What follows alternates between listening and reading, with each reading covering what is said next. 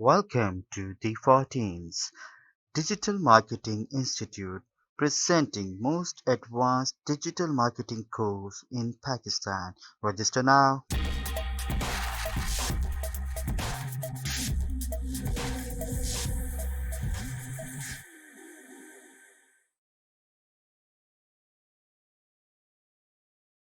अस्सलाम वालेकुम everyone. Photoshop के नए लेक्चर के साथ हम हाजिर हैं। आज जो है मैं आपको बताऊंगा कि हमने न्यू डॉक्यूमेंट की सिलेक्शन कैसे करनी है। हम फाइल पे जाते हैं, फाइल पे जाने के बाद न्यू पे क्लिक किया तो मेरे पास ये वाला मेन्यू आ गया। इस मेन्यू में ये देखिए जो पहला ऑप्शन आएगा ये है नेम।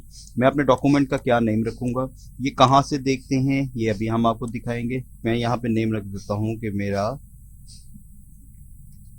First class. उसके बाद यहाँ पे डॉक्यूमेंट टाइप है। डॉक्यूमेंट टाइप में हम कौन सा डॉक्यूमेंट यूज करेंगे, डिफॉल्ट फोटोशॉप साइज लेंगे जो भी वो बाय डिफॉल्ट हमें दे दे। हम कोई कस्टम ले लेते हैं। कस्टम में क्या करते हैं, हम विड्थ और हाइट अपनी मर्जी से मैनेज करेंगे। या फिर हम यूएस पेपर लेते हैं। यूएस पेपर का साइज है 8.5x11। उसके अलावा हमारे पास इंटरनेशनल पेपर है।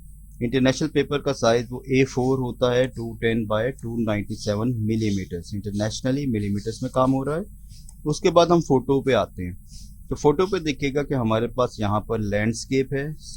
उसके अलावा हमारे पास landscape 2x3, 4x6, 5x7, 8x10 मौजूद है। फिर हमारे पास पोर्ट्रेट्स अवेलेबल हैं। आपको पता है 8, 10, 5, 7, 4, 6 के पोर्ट्रेट्स भी होते हैं। और ये सब के सब जो स्केल्स हैं ये इंचेस में शो हो रहे हैं। आप यहाँ पे देखिए तो इनका स्केल इंचेस है। उसके बाद हमारे पास वेब है। हम वेब में आते हैं तो अब यहाँ पे देखिएगा वेब की बहुत सारी हमारे पास टाइप्स हैं। वेब का जो सबसे लार्ज इमेज है वो है 1920x1080 जो मूवीज में भी अप्लाई होता है। और मोस्ट ऑफ द मूवीज जो हैं वो 1920x1080 पे कन्वर्टेड होती है। फिर हमारे पास मीडियम इमेज है वेब का 1440x900। और फिर सबसे मिनिमम इमेज है जो हम पहले यूज किया करते थे 1024x768। इसके बाद हमारे पास वेब स्मॉल है। वेब स्मॉल में हमारे पास 1280x800 है। फिर हमारा वेब मैकबुक है, आई मैक है, डेस्कटॉप है।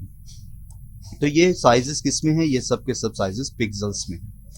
फिर अब वेब के बजाय हम मोबाइल ऐप डिजाइन कर रहे हैं अगर, तो मोबाइल के कुछ प्री लेट इन्होंने हमें व्यूज दिए हुए हैं। IPhone 6, iPhone, iPad pro, retina, Android, तो ये सब भी पिक्सल्स में है। देन हमारे पास है film and video. Film and video में हमारे पास देखिएगा कि HD 1080 पिक्सल और 720 पिक्सल। फिर HD TV की बजाय HDV है, DVD है, UHD है। जो 4K ग्राफिक्स हैं वो 2160 पिक्सल है। तो ये सब भी, और ये पुराने वर्जन्स हैं जो हमारे टेलीविजन में इस्तेमाल होते हैं, PAL and NTSC। Now next हमारे पास है iconography. Then we have art and illustration. Art and illustration जो है वो भी पिक्सल्स में है और 1000 पिक्सल ग्रिड है, 2000 पिक्सल ग्रिड है, पोस्टर हैं, पोस्ट कार्ड हैं, 1080 पिक्सल और 720 पिक्सल।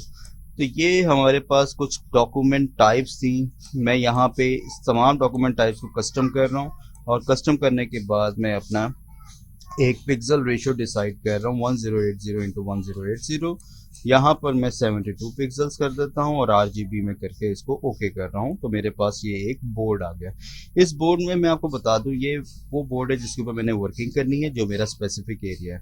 फोटोशॉप में कोई भी काम करने के लिए ये याद रखिएगा कि सबसे पहले हमें बोर्ड के साइज को मैनेज करना है।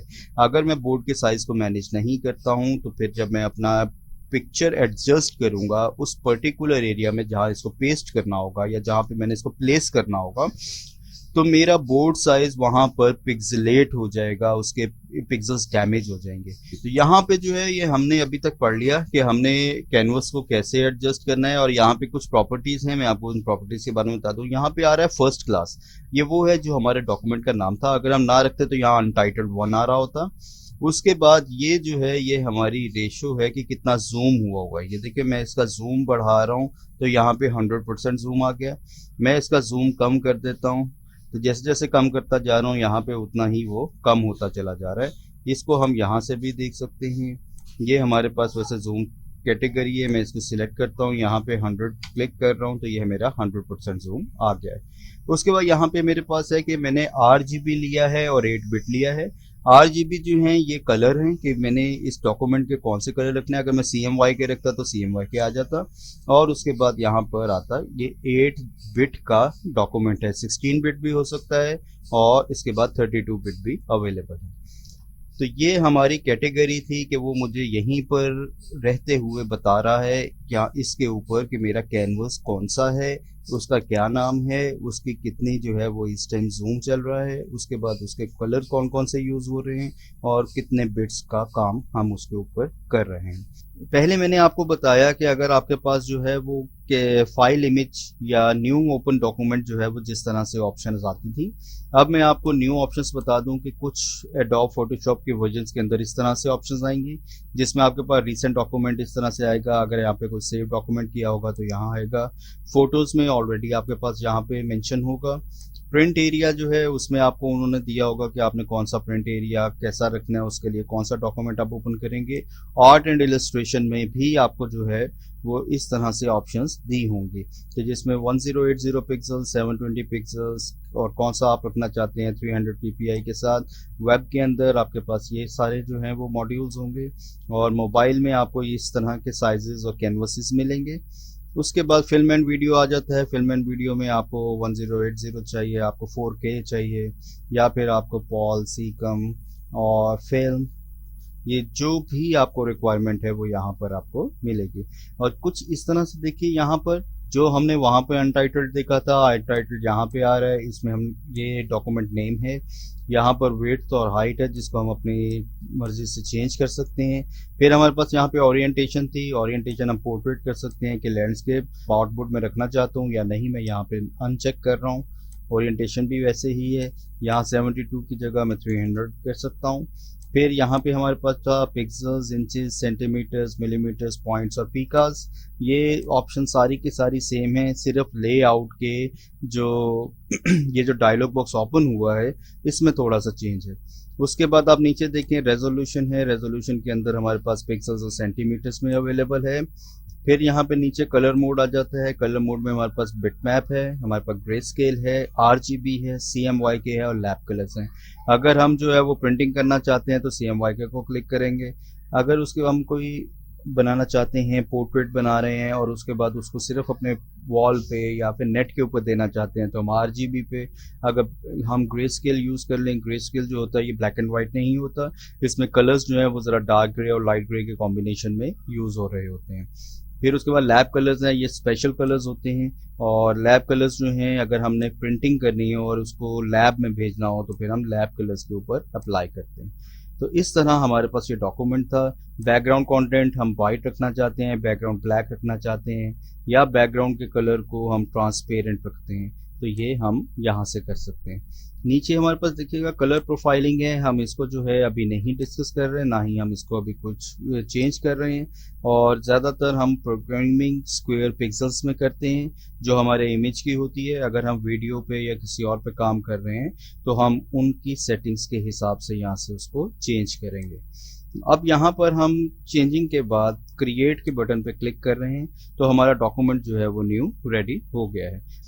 ये था जी हमारा लेआउट, ये कैनवस को न्यू डॉक्यूमेंट बनाने के लिए। अब मैं इसको सेव करता हूँ तो मैं फाइल में जाता हूँ, सेव एज करते हैं। मैं यहाँ से अपना डेस्कटॉप सिलेक्ट कर रहा हूँ या कोई भी आपने जो भी आपने वर्जन रखना हो जहाँ पे आप जो है वो अपनी फाइल को सेव करेंगे। तो मैं इसका नाम फर्स्ट क्लास ही रख रहा हूँ। यहाँ से डॉक्यूमेंट में फोटोशॉप ले रहा हूँ क्योंकि मैं PSG फाइल को सेव करूंगा तो मैं कभी भी उसमें चेंजिंग कर सकता हूं।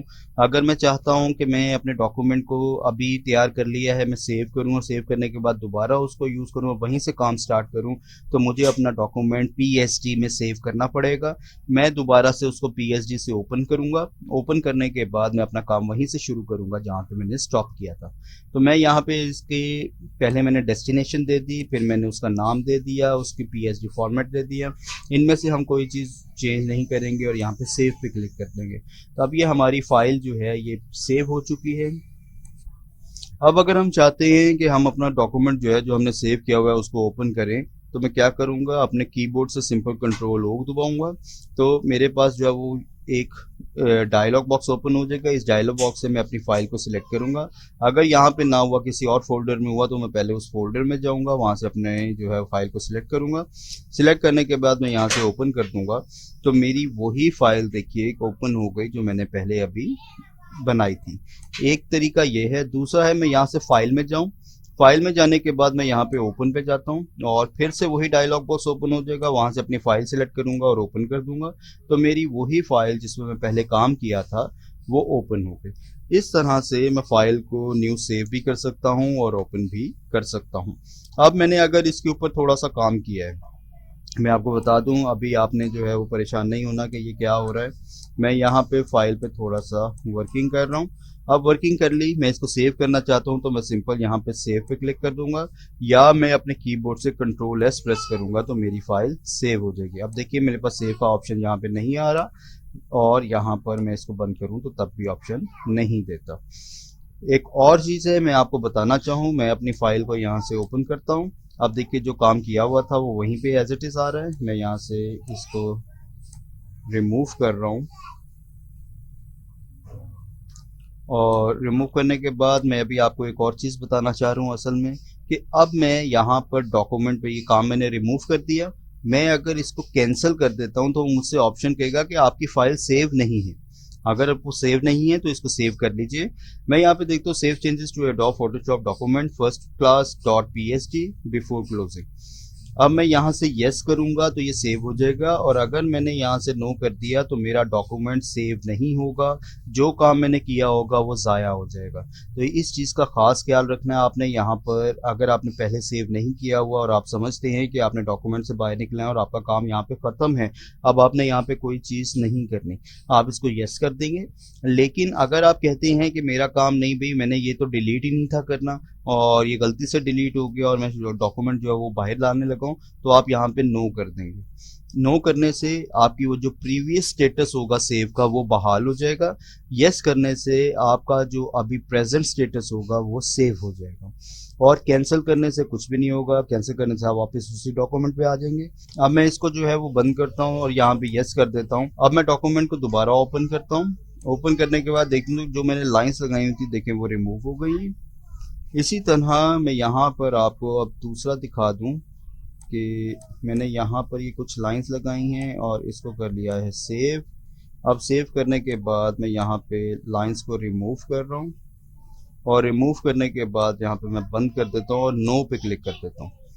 तो देखें जैसे ही मैं डॉक्यूमेंट दोबारा ओपन करूँगा और यहाँ पर फाइल के अंदर आऊँगा तो ये लाइंस लगी हुई हैं, क्योंकि अब मैंने उसको नो कर दिया था कि वो फाइल जो है मेरी वो सेफ रहे, जो मैंने अभी प्रेजेंटली सेव किया था। तो इस वजह से मैंने उसको नो किया कि नहीं, मेरी जो सेटिंग्स थी मैंने गलती से इसको रिमूव कर दिया, मैंने इसको रिमूव करके सेव नहीं करना। जो मेरा प्रीवियस स्टेटस है कि जिसमें ये फाइल लाइंस जो है ये लगी हुई हैं, ये मुझे एज इट इज चाहिए।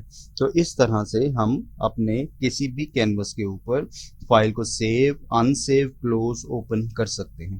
तो आई होप आपने आज की क्लास को एंजॉय किया होगा। इंशाल्लाह नेक्स्ट क्लास के साथ हम फिर हाजिर होंगे, तब तक के लिए अल्लाह हाफिज।